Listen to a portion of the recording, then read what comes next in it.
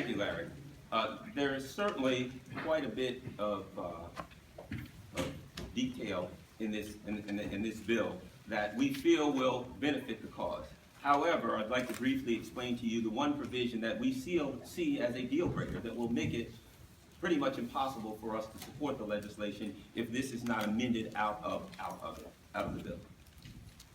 For those of you who don't understand very briefly the process of a police officer who is accused of misconduct, a police department has kind of an internal court system where the police officer would have a hearing within the department, and they would have three people that would be their trial board. They would hear the trial, and they would hear the case, and they would make a finding as to whether the officer is guilty or innocent. Currently, for brutality cases and for all cases, the police commissioner or the head of the police department chooses the three people who sit on the trial board who will determine whether the officer is innocent or guilty. This provision has a very poisonous part. What it does, it takes us backwards. With this provision would allow, and only in the cases of brutality, a police officer who is accused of brutality would be able to choose one of the member of the trial board. The agency would choose one member of the trial board. The police officer would choose one member of the trial board. And then the police officer, this is the accused, would have to agree with the agency on the third.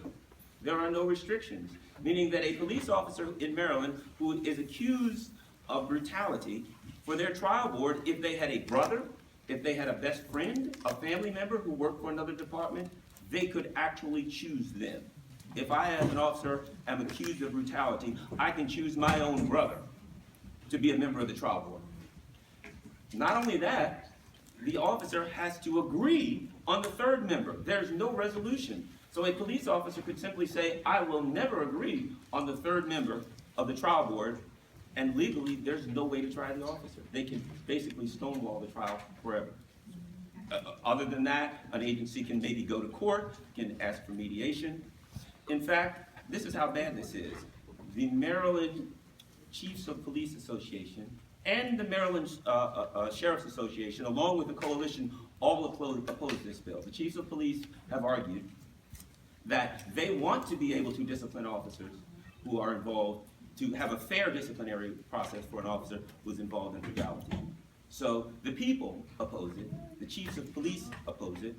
We are questioning as to why the legislature would A, put this in, and B, how they could possibly allow something like this to continue. The position of the coalition is this must be amended out of the bill in order for us to support the legislation. Thank you. Amen.